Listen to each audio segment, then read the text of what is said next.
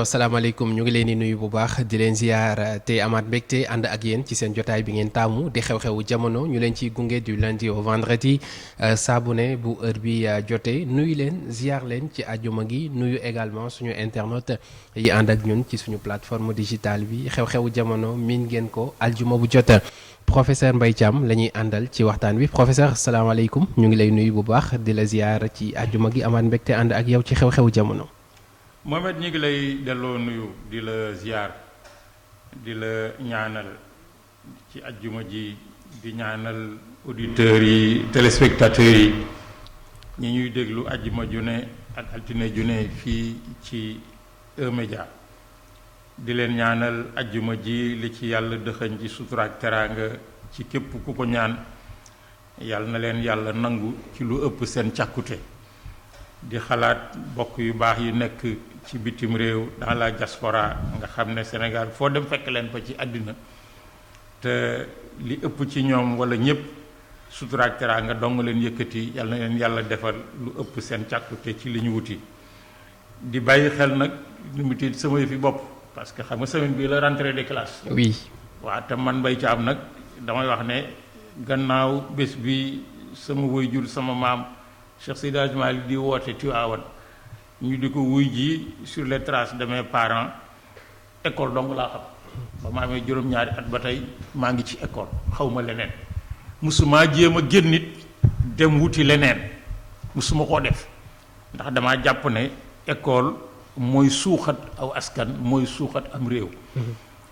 kon bu fekkee ne jàngalekat yi yëpp ci laa bokk commencé nañ semaine bii bu altine ak jàmm élèves yi fekk leen fa day rafet ci ñu ñaanal leen at mi ñu dugg muy année scolaire yàlla na ko yàlla def muy atam jàmm. dégg naa ci bërki démb ci conseil des ministres président de la république wax ne nañu woote boo xam ne bii gëstu dañuy taxawal éducation nationale. xam nga yàgg naa la wax fii ne man gëwuma ne Sénégal am na éducation nationale. oui wax nga ko. yàgg naa koo wax tey laa ko gën a gëm. pourtant j'étais aux états généraux de l'éducation et de la formation en 1981. en tant que acteur. parce que fekk na may jàngale. fii ak tooguñu ci réew mi. taxawal programme boo xam ne ci la ñuy tàggate képp ku juddoo ci réew mi yaroo fi. ci la ñuy lay defee xam-xam. def ci ñoom jikko yi nga xam ne ñun moom dañoo jàpp ne ñun suñuy jikko la ak fu ñu mën a nekk ci àddina Sénégalais bi bu fi jógee dem Norvège ñu xam ne norvégien la mais jikko yii moom jikkoy Sénégal mënut a tàggoog moom. ba pare nag ñu wax fan lañ jëm xam-xam yi yàlla tasaare ñu ban moo ci suñu priorité. pour ñu tàggat ci suñu nekkin fii ci àddina. loolu mooy éducation nationale. suñu culture loolu nag tant que demuñu ci. c'est la première rupture. Si on l'a réussi, la rupture de l'éducation et de la culture, on réussira toutes les autres ruptures. Pas ay rupture économique, ay industrie, ay agriculture, mais yooyu da ngay xam sa bopp ba pare door ko def. C'est important. loolu nag dafay jekk ci ñu taxaw ci.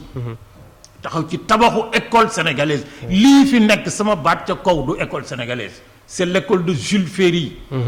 En France qu'on a tropicalisé et mal tropicalisé. École yaratul. tàggatul jàngaleetul sax ci li ci ëpp am na ñuy jàngale ba tey mais jàngaleetul dañuy taqale parce que nag mënuñu def réew moo xam ne juróom-ñeenti weer juróom-ñetti weer la ñu ne ci la année scolaire bi duré fukki at yi ñu génn amu ci menn at mu ñu def juróomi weer amul sama baat ca kaw c'est des statistiques que je suis personnellement parce que ça m'intéresse loolu nag day laaj ñu bàyyi kasaw yi ñu nekk la politique politicienne les débats ceci les dénonciations les kii pour taxaw ci def consensus autour de l'école. képp koo xam ne ce projet politique quel qu'il soit ci école nga ko bëgg a jaare pour réussir ko ñu seppi la teg fële. parce que l'école est un consensus. loolu xam naa professeur suñu numéro bu lënd bi incha allah moom lañ koy jagleel. incha allah yàlla na ci yàlla yóbboo ak jàmm fekk ñu gën koo waajal incha allah waxtaan ci parce que doon na lu am solo président doon na wax sax lu jëm ci ñu changer ni nga xamante ni noonu la mbir yi di doxee.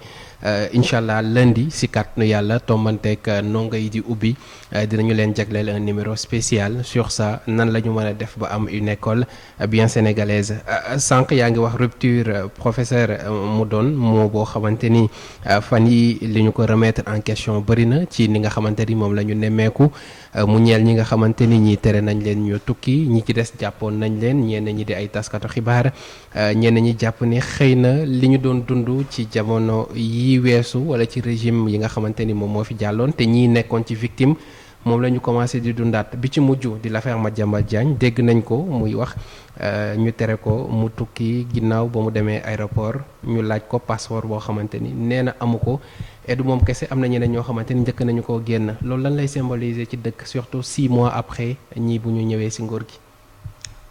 Mohamed gis nga régime boo xam ne dafa génne kaso. dem palais dafa war a sàmm boppam ci digganteem ak kaso ak lépp lu méngoog moom. dafa war a sàmm boppam ci digganteem ak kaso. ça veut dire quoi, professeur? Ça veut dire que. oui. nekk gi ñu nekk kaso. nit ñi di ko ñaawlu di ko naqaralu di ci xeex moo tax ñu génne kaso dem palais kon ñoom waroon nañoo sàmm diggante kaso ak askan wi ak ku mu mënti doon nag parce que nag Mohamed. dama lay wax fii toujours ne même li ñuy wax ci rupture culturelle mais suñu rupture culturelle avec la justice mooy nan la ñuy xalaate ñun suñ kaso. xam nga dama lay wax toujours ne ñun amuñu tradition historique d'emprisonnement parce que amul kenn benn chercheur boo la mën a wax ne Sénégal am nañu histoire boo xam ne ci biir histoire bi nit daf daan tooñ ci askan bi mu nekk ñu jàpp ko atte ko tëj ko kaso donc tëj kaso ci réew mi traumatisme la boo xam ne bii dañ koo xamut ñaareel ba dafay remettre en cause les libertés ba tax na ñàkk a tëj kaso nag du tax am réew lu la neex wax lu la neex def mais état dama lay wax toujours ne li ñuy wax état de droit ki mu njëkk a tënk mooy état ci boppam l'état de droit bi ñuy wax nga xam ne journaliste bi amul woy l'état de droit politiciens yi l'état de droit ki mu njëkk a tënk mooy l'état maanaam l'appareil d'état ak ñi ko yore ñu dénk leen ko Mohamed gis nga passeport diplomatique. Oui. Passeport de service. Moi, son nom, passeport de service. À l'époque, on m'avait même proposé le passeport diplomatique, j'ai refusé. Parce que dans ma japonais, à l'université de Dakar, le recteur seul doit avoir un passeport diplomatique. Parce que qu'il faut le go xamné gi dayom may nako au même titre que les ministres et consorts bu jog joté rek mu jog dem. Les chefs d'établissement et consorts mais ñu ay passeport de service. Man amon nako. Mais at mu jot nak dañ koy renouveler. un an lay durée.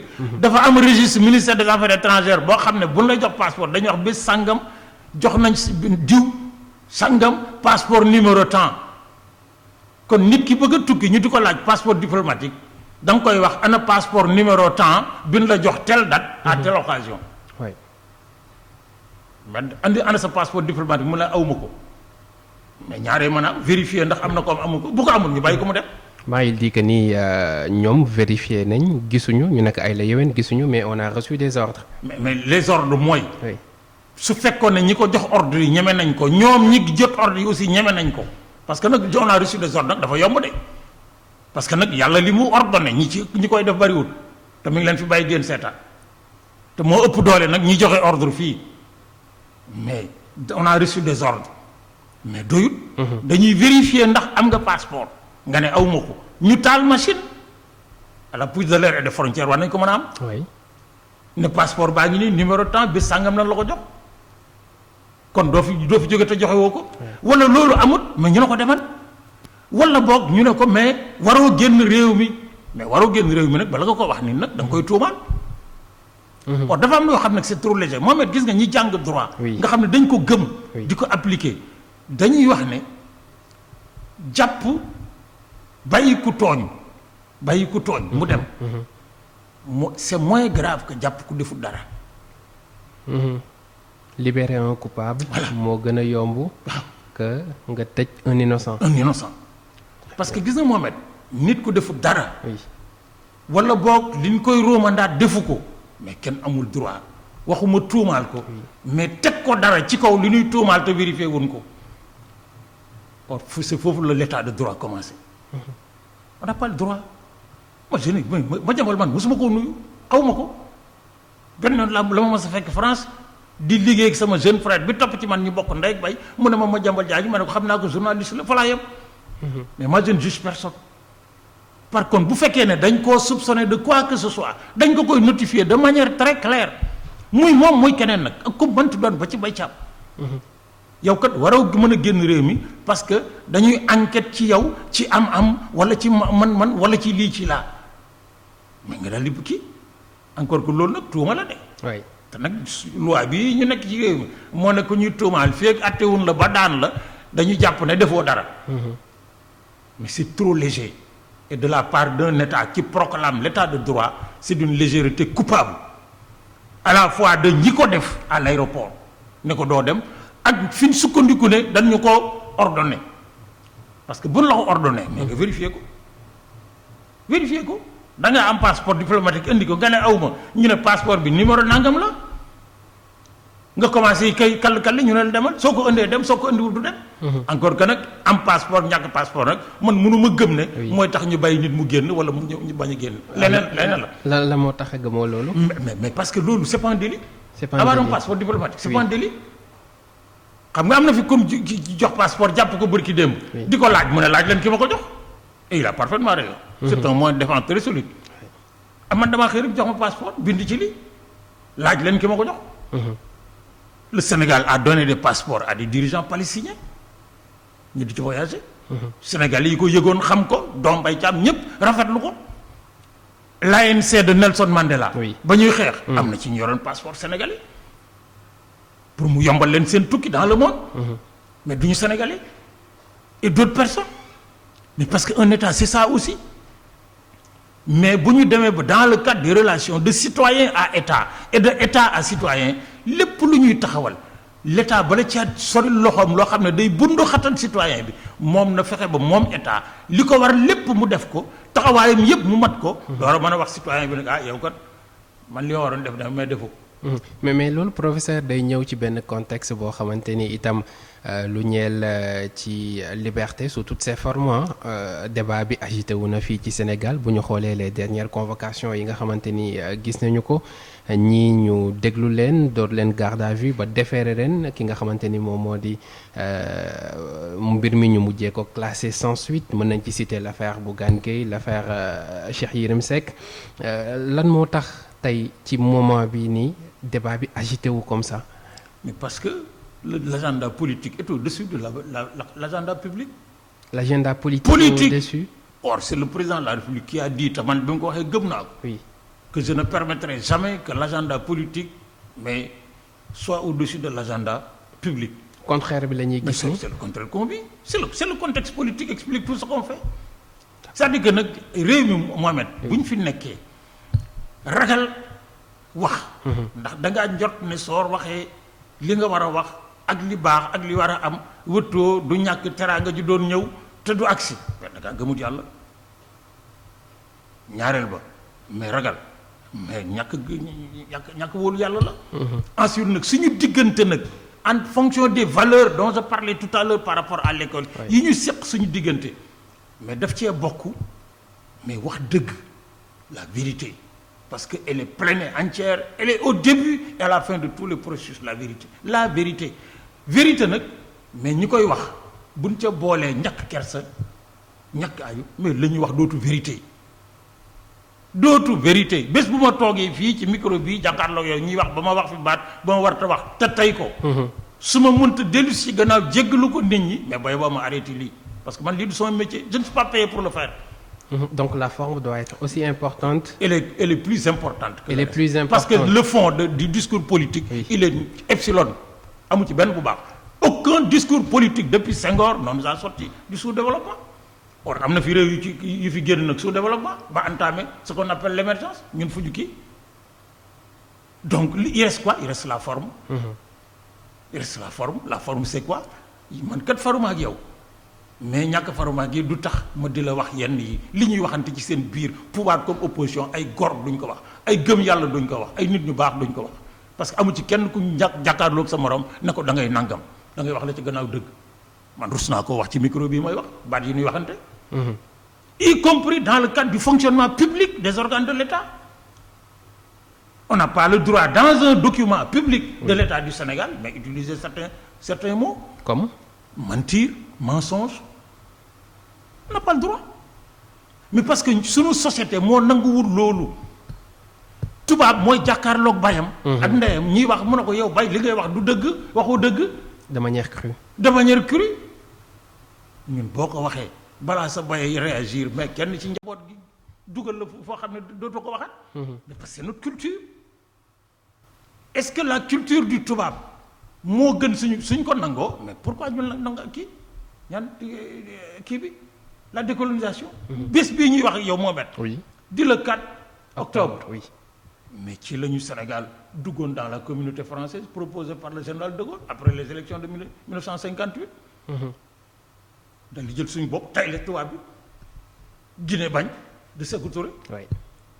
ñu naan Guinée lu ñu tañee Guinée sous-développement sous-développement rek la. oui. sous-développement rek la. La Guinée est partie avec sa dignité.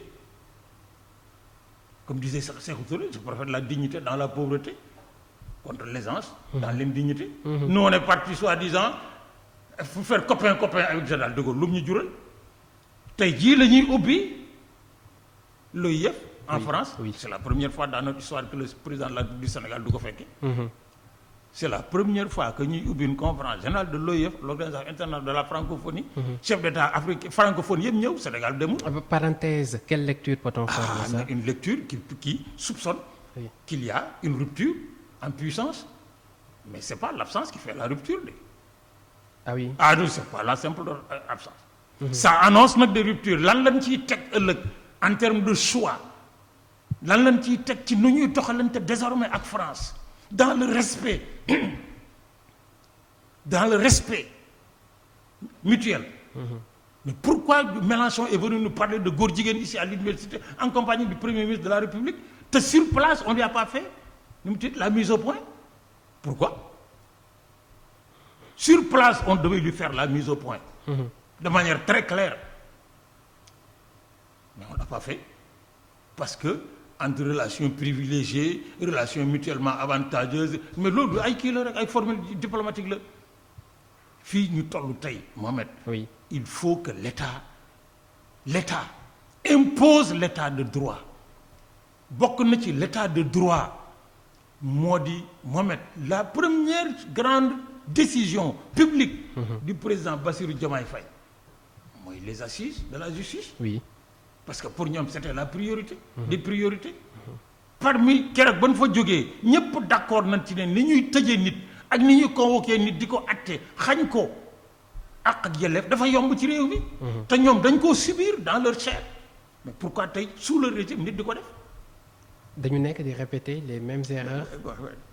c'est pas répété les bourgeois je n'ose même pas parce que bon moi je suis un historien qui les régimes précédents yi ñu kii. Oui. mais ñi doon séentu ci ñoom ñu jubal mais dañ leen a xamul. lu tax. mais parce que nous historiens on sait que mënuñoo jubal. lan moo tax mënuñu dañoo confisquer suñu souveraineté jox ko keneen kooku di doxal. Je suis en train de lire le livre de Jean-Pierre Bac, archiviste paléographe agrégé d'histoire qui est un presque neveu bu ñëwee Ndakaaru gii sama kër lay reere buy ñibbi maa ko yóbbu aéroport depuis 10 ans. Le colloque que j'ai fait avec le ministère de la Culture su ma kii mais moi c'est lui qui a fait la communication inaugurale maa ko fi indi woon. C'est sur les relations entre Jacques Foccart et les régimes sénégalais. Bourgi vient de nous sortir un livre. Oui. C'est le moins indiqué pour qui? Moi je ne lirai pas le livre de Bourgi. Pourquoi? Mais parce que ça sent la putréfaction. Parce que li muy wax lépp ci la bokkoon. li muy dénoncer lépp ci la bokkoon. Oui. Ça sent la putréfaction. Du yëfi gor du yëfi intellectuel du yëfi dara c'est un opportuniste de premier plan je ne lirai pas son livre. Mais Jean-Pierre Bac est un archiviste paléographe moom moo réorganisé les archives de l'Élysée bi mu door a génn école des chartes réorganiser les archives Foccart. Il a écrit 2 livres là-dessus. ba pare nag c'est un intellectuel libre dinaa ko lire ak ñeneen mais qu'est-ce qu'on nous dit mais on montre que en réalité suñu régime yi c'était pas des régimes. Est-ce que c'est toujours valable. ñii li ñu annoncé. Oui. buñ ci saxee li ci gën a métti ci ñoom lay dal d'abord au départ avant de donner des résultats pour le pays tout entier mais loolu nag da nga koy ñemee. lan moo ci gën a métti par exemple. mais li ci gën a métti mooy l'isolement bu ñu xëyee tey le président de la République du Sénégal demul à l'OIF. mais France dina ko yëg parce que am na état africain yoo xam bu ñu fa demee nag seen dem ak seen ñàkk ñëw c'est pas qui mais Sénégal c'est pas n'importe quel état. On a un poids politique un poids démographique qui est au-dessus de notre poids économique li ko def ci ñun la ci taxawaay ensuite dafay annoncer quelque chose pour dire que suñ ci jógee nag gisagu leen dara dañoo bëgg ñun en tout cas suñu diggante ñun ak France suñu diggante ak pays africains yi ak France mais dootu mel na meloon en tout cas ñun on prendra nos responsabilités sur tous les plans mais bu boobaa mais je t'annonce ici que la France va reculer parce que c'est de son intérêt. Si elle est devenue une puissance mondiale c'est grâce à la colonisation et au néocolonialisme mënu ko si mais nag dafay laaj nag ñemee ci yoon wi de parce que avant ñuy reculer den ñu bundu xatal den ñu jéem a bundu xatal mais bu boobaa nag si le discours politique est cohérent sincère très clair mais tous les Sénégalais adhéreront on n'a pas besoin d'être de Pastef ou de Massamba ou de Mademba le patriotisme n'appartient à personne dans ce pays moo fi jëlee Alboury Ndiaye le 24 mai 1890 la solidarité africaine personne n'a fait mieux que Alboury Ndiaye bu négocier woon ak dot ba mu koy fekk yang-yang il resterait Bourba Djolof il est mort 7 ans après à Dosso en traversant 7 pays yoo xam ne fu ci nekk man dem naa fa boo fa demee xam ne kii ñoom naw nañ ko donc il faut qu'on arrête mais bu ñu jàppee ci yoonu rupture d'avec le capitalisme et l'impérialisme mais ñëpp ciy jàpp les Sénégalais de bonne souche dañ ciy jàpp parce que mooy sunu njariñ mais loolu nag dafay métti de dafay métti dañuy jéem a isolé bundu xatal ñu résister ñu xam ne lii du sotti ñu ñëw ne waa gars yi léegi nag nu ñu koy defee ñu nag nii ñu daal suñu njëriñ a ngi nii ba fii su ngeen fi àggee ñun xayrun ngeen dem yóbbaale seen i mbagg ñu dem yóbbaale suñuy mbagg mënu leen ko ngeen dem bay ñoog yàlla. donc booy wax lii ça veut dire que ni nekkul décision yoo xamante ni da nga koy jël sur un coup de tête il faut nga xalaat sur les moyens de pression yi ñuy am anticiper sur ça pour ne pas subir li nga xamante ni moom moo di. da ngay waajal gis nga doo waajal sa bopp. doo waajal sa parti doo waajal coalition askan wi ngay waajal askan wi ngay jàkkaarloog wax leen li nga xam ne moom la ñu nar. En termes de souveraineté, en termes d'indépendance culturelle, politique, et avant d'être économique ou quoi que ce soit.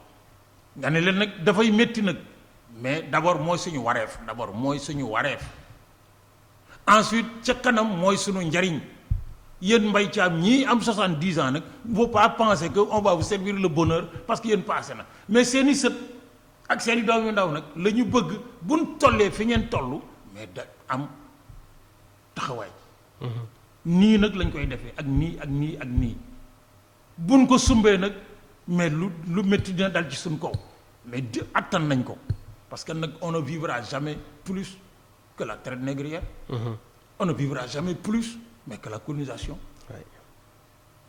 on ne vivra pas ça on ne vivra jamais mais ce que l'impérialisme sous le néocolonialisme nous a imposé sous les régimes socialistes et libéraux. Il reste quoi? Mais il reste le choix dernier, le choix de la dignité du Sénégal. Le choix, mais de la vérité. Mais nag aucune vérité n'est vérité d'une chapelle dans ce pays. ku yaakaar ne nag ñi nekk fii ñoo am dëgg ñi ci des dañoo kii. ñi nekk fee amuñu dëgg mais tu te trompes tu te mets le doigt dans l'œil nit a ngi ci réew mi bokkul ci benn parti moo gën ñi ci parti yëpp tous tant qu'ils sont sans exception. parce que moo leen gën a bëgg réew mi. te moom réew mi. jaral na ko bakkanam jaral na ko leneen te séntuwu ci dara en retour ah ça nag mais c'est un projet de portée sociétale maanaam dañuy taxaw waxtaane ko du waxtaanu corporation buñ ko waxtaanee ba pare taxaw ne nii lañ koy defee nañ koy defee nag mais parparloo du ci am su ca parparloo amee c'est pas la peine parce que buñ parparloo la France saura toujours sur quel parparloo s'appuyer pour ne bu ndoxatal ñi ci des.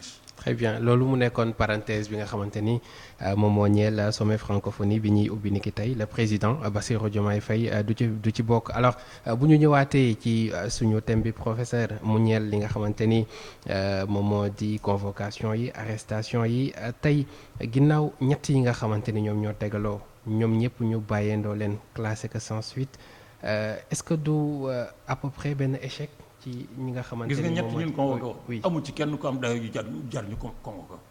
booy wax dayoo sama c'est-à-dire mais représentativité sociale politique mais Mohamed réew mi mais bala ñu fee woo nit.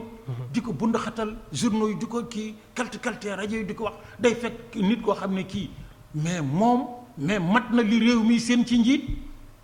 Moi je n'ai rien contre ces personnes individuellement, moi je n'ai rien contre personne dans ce pays. Parce que man si j'ai envie de critiquer sévèrement damay def le sang Baye Abdou Aziz Dabakh waxoon damay dugg ci sama salle de bain tëj bunt bi taal lampe bi jàkkaarloog seetu bi wax ak ki ma gis. def autocritique. Qui le fait dans ce pays ci parmi les politiciens et ceux qui sont sur les plateaux di construire des perspectives politiciennes. da nga fi gis ab journaliste mu nekk ci plateau yi di wax ba mu yàgg rek nga dégg na créé na mouvement jóge dégg na ci kii dégg fi ñu ce qu'on appelle chroniqueur mu ngay wax ba mu yàgg mu jékki-jékki créé mouvement nangam kii ku ci nekk sa bopp ngay bayal. kuy bayal sa bopp nag sa tool du jeex.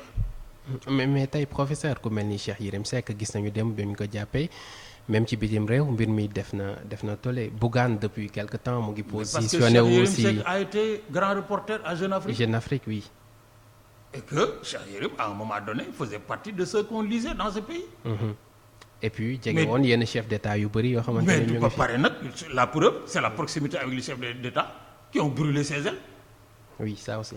Un journaliste nag qui te dit qui réclame sa proximité avec les décideurs mais mujj gi du nekk journaliste.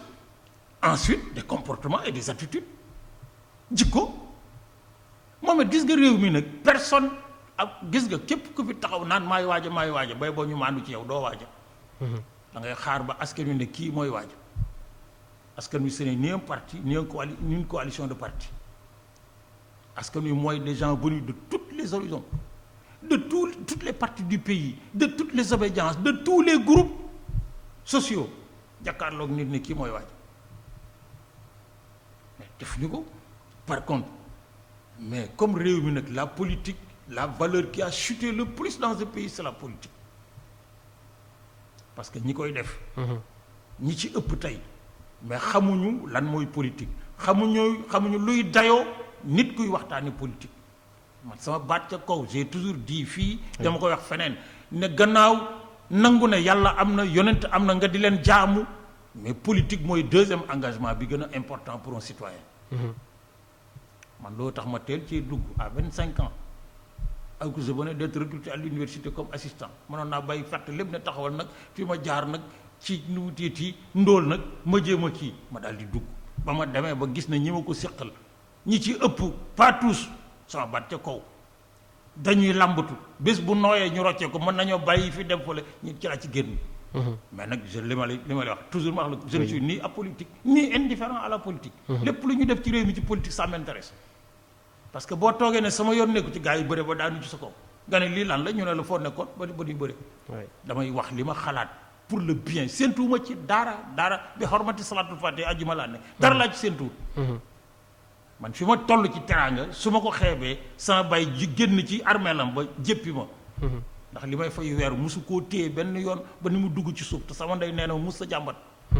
kon da nga jàpp ne liñ ci wax liñ leen doon toppee jaru ko woon. mais pourquoi ñu doon topp gouvernement bi fi nekkoon. tey ku ñuy tuumaal diffamation diffusion de fausses nouvelles injure publique.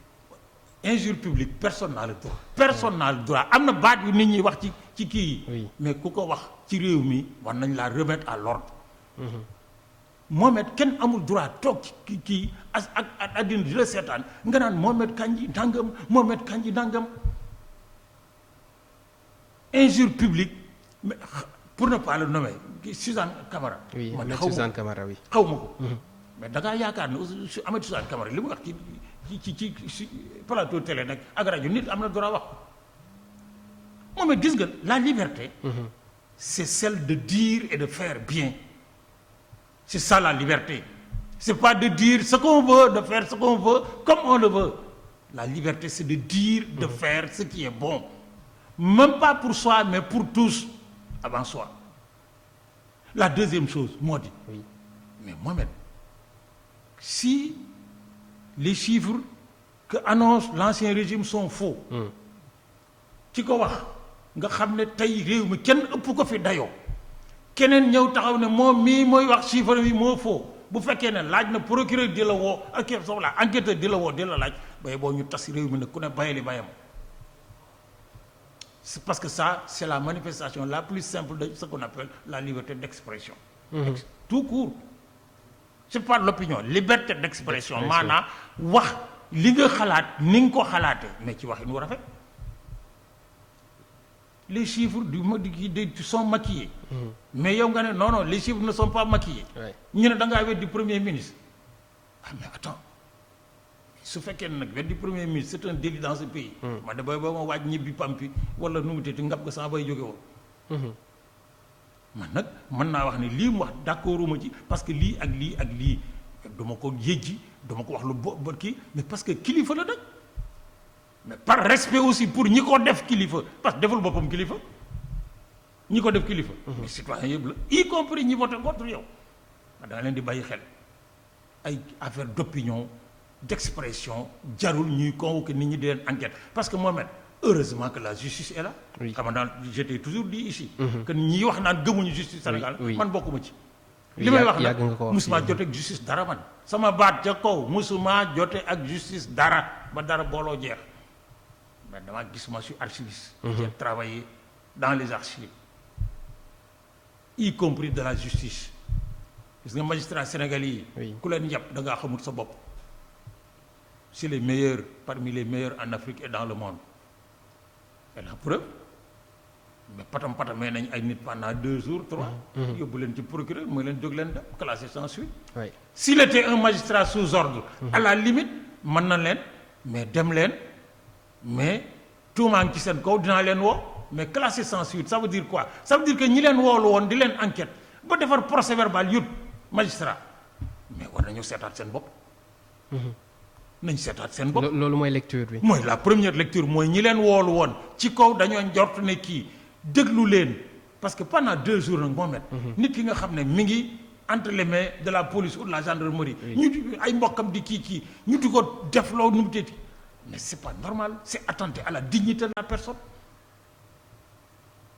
mais mieux nga defar procès verbal parce que moi nag je connais. oui la procédure. je connais comment ça se fait mais premiers étudiants dañ doon ànd ak ñoom dem police centrale ñuy visiter nu mu teeti les archives de la police c'est les meilleurs par ailleurs. mais nga defar procès verbal ñëw jox magistrat bi na gars yi jóg leen dem dara topp ñu leen dara. mais doo xoolaat sa bopp. doo xoolaat sa bopp en termes d'action de décision et de procédure. et yëpp à peu près si même motif yi ñu leen di toppee. mais bien sûr c'est-à-dire il faut qu'on arrête dans ce pays maintenant nag ñiy wax ci télé yi ak rajo yi nag mais daf ci am ñoo xam ne ñi waruñu woon a wax yéen nag yéen a tax ñuy wax yéen journalistes yéen nag am na ñoo xam ne ñii buñ toogoon 3 mois rajo buñ jëm wala télé ñu ne leen bu leen agsi parce que seen wax rafetul ñaaw na mais ñun ñu soppi mais ñi gën a wax lu bon di ko wax ni mu gën a bone mais ils sont tout le temps sur les plateaux de télé et de rajo mais parce que nag dafa am lu ñuy wut. te comme gis nañ nit di fi saaga. di wax lu bon ba nekk kilifa ñu yaakaar ne seen tuur a ngi ci kii bi. mais nag dañoo xamul ce pays là nag. bu ñu àggee ci defatuñ la nawle. jëppeegun la sax de mais defatuñ la nawle mais bay boo nga dëgg. mais politiquement professeur action yi nii lan la mën a jural Pastef ñu ngi wàcc ay élections législatives gis nañu mbir mi bi mu jógee ñu bëri ci ñi nga xamante ne même jege woon nañ leen que ça soit ci association yi nekk ci société civile bi ak yeneen mouvement yi yooyu jug nañu alerter que ni fi ñu jëm du yoon bu baax politiquement lan la mën a jur surtout ci moment bi. dafay éroder seen représentation maanaam li ñu amoon ci yaakaar ci réew mi li ñu amoon ci pas-pas bu nit ñi ànd ne ñii am nañ ko mais tey wàññeeku parce que nag moom réew mi. la relation sociale est au-dessus des relations politiciennes là parce qu'il n'y a pas de relation politique il y a des relations politiciennes c'est différent. Les gens ne font pas aussi attention à des détails xam nga mercredi bii. conseil des ministres. dañoo fol PCA juróom-ñaari responsables départementaux Pastef. ñu nommé leen PCA. Ça échappe à beaucoup de personnes. Moi, je suis archiviste. Quand je lis un texte, je le lis de manière diplomatique, au sens premier du terme. ça signifie quoi? Ça signifie quoi? C'est pas anodin. ñi ngi jëm élection. élection député à la base mais bu ñu falee président de conseil d'administration ay militants Pastef mais day yokk seen doole fa ñu dëkk déjà nit ñi dañu commencé am yaakaar suñu mbokk fal nañ ko nangam mu dal di dem indiwaale ay moyens éventuellement ñu dal leen wote après ils vont te dire wooy bàyyi ci am xel mi dafa gudd mais xel mu gudd nag xel mu gàtt ko tungoom. xel mu gàtt ko tungoom bu sa xel guddul da ngay toog ba borom xel yu gàtt yi mais xëy rek jàttank la suñu jàppee ay nit. mais réew mi mais dañoo am kun fi jàpp rek da nga am i mbokk seen mbokk yi ko dégg ñii faroon Pastef ñii faruñu Pastef ñii sympathisant Pastef ñii sympathisant Pastef bu ñu jàppee sa mbokk nag nga yëg ko parce que réew mi nag koo fi jàpp ay mbokk bi yëg ko. dal di jóg su dee kenn ku leen wotee loolu bee passé moo ne man sama mbokk mi ñu jàpp di ko traîner dans tout duma leen wote c'est un de moins en politique on additionne on ne soustrait pas. La deuxième chose mais du ñu yëkkati ay questions laxas ci loo xam ne ñëpp dañu defe ne l'État est menacé ñu dem chez le procureur mu ne y a rien ñi borom xel yi xalaat dañu wax ne mais ñii mais pourquoi en arriver là parce que nag y a des choses plus essentielles dans ce pays. Comme la rentrée des classes. Le président de la République en a parlé en conseil des ministres. Oui. Le ministre de l'Éducation nationale pour lequel j'ai un profond respect je le dis sans truc. Mais est en train de courir à travers le pays depuis un mois fu ne mu dem fa mais on ne tient pas encore le bon bout dégg naa ci suuf benn waaye naan woy nu mu tëdd ñu mais si la société avait fait du projet éducatif son affaire. mais nettoyer école du nag problème bu nuy kii nettoyer école. mais ma bërki démb gi nu mu tëdd une ASC de Tubaab Jalaaw bu ma xam mais xale yaa takk seen ndigg dem nettoyer école ba nettoyer jàkka ji wut seen garab samp ci kii dem nettoyer armeel yi. quartier bi école bi nekk mais qu'est-ce qui les empêche d'être les responsables de l'assainissement de l'école quartier bi école bi nekk. dëkk bi école bi nekk mais pour le moment l'école est une espèce de garderie. engagement citoyen lay doon. l'engagement citoyen l'engagement citoyen nag est au-dessus de l'engagement politique. mais maintenant le discours bi nga xamante ni moom la ñu doon amal parcours bi également bi nga xamante ni foofu la ñu jaar bu mbir yi waroowee aussi ban lecture lañ ci def. ils en feront les frais man li ma gëm mooy élection yi ñu jël. oui ñoom ñoo gën a positionné. ñoo gën a positionné ñoo kii parce qu'ils sont au pouvoir. Ah, ensuite dañoo génn ci victoire. oui éclatante te sénégalais nag mais ñoom dañu am fidélité par rapport à leur décision 54% yi leen voté. mais 10% yi matu du militant pas Pastef yi ëpp ñu 10%. ñi leen voté bokkuñu Pastef mais am na lu naqari am na lu ñu bëgg am na lu ñu yaakaar am na lu ñu yéene am na lu ñu kii ñu def ne fii la ñu def ko ñooñu personne ne les contrôle. buñ gisul leneen buñ gisee leneen mais dem foofa parce que ñoom li ñu bëgg mooy lan la ñuy def pour réew mi kii or discours bi ñu amoon nag dans l'opposition mais c'est un discours qui a frappé parce que moo leen may li ñu am. oui y compris nag les erreurs du régime passé. mais erreur yooyu li ci gënoon a flagrant mooy jàpp tëj. Pourquoi ñu ne salaamaaleykum maaleykum salaam def les assises de la justice wax ne ni ñuy tëjee dafa yomb bind na ma j'ai le rapport. ni ñuy tuumaale dafa yomb ni ñuy tëjee dafa yomb li ñu noo dégg ñenn ci ñoom ñuy wax nag mais c'est yàpp askan wi mënu koo paase. mooy lan mooy changer gun texte yi. texte yi fi nekkoon ñoo fi nekk. mais texte yi fi nekkoon ñoo fi nekk moo taxoon ñuy tëj nit ñi dans l'illégalité et dans l'absence de truc mais bu taxee nag ñuy kii ko mais ça veut dire que taniwul ñu fi nekkoon. l'article 80 qui permet à quelqu'un qui oblige le procureur à mettre quelqu'un en prison. même bu deful dara. oui. mais c'est vrai qu'il y a des choses yoo xam ne il faut une réforme judiciaire. mais dafa am loo xam ne warta la facilité avec laquelle on convoque quelqu'un. y compris di ko jéebaane parce que man kenn waxuma nag maa gis. oui en tant qu'artiste boo gisee j'étais choqué. j'ai même fait une publication dans ma page Facebook. La convocation de Bougane Gueye Dany mais était dans les réseaux sociaux. c'est un document de police. dans le monde entier laa wax. y compris au Sénégal. les archives de la police les archives de la gendarmerie. les archives de l'armée. oui. les archives de la justice sont protégées. ñoom ñu ko bind waruñu ko fësal moom mi ñu ko yónnee waru ko fësal. moom mi ko yónnee. Oui. moomu ko. mi ngi mel Moomu ko. extrait de naissance bi lay jox moomoo ko. oui le document appartient à l'État. très bien. la parce que pourquoi parce que c'est extrait dañ koo dindee fan ci registre bi nga xam ne état ko moom dans une commune. moo tax ñu tudde ko extrait moomoo ko. mais moom mi ko kii waru koo fësal. mais léegi de professeur c'est très tendance. Kan moo ko fësal nag? ku jot convocation rek photo wane ni. C'est un convoqué nañ délit. la c'est un délit. En vertu de la loi du 30 octobre 2006 portant loi sur les archives et le document administratif. sans bat ca kaw dama koy jàngale. loi sur les archives et le document administratif am na une culture spéciale sur la confidentialité et que mieux les décrets d'application disent yow mi ko def mais lan la war a teg. très bien. y compris dégg naa sax ñuy wax naan am na procès verbal. kii d'enquête. oui bu nekk da kii. mais ça nag buñ ci àggee. mais comme on avait vu avant. oui. mais les documents médicaux.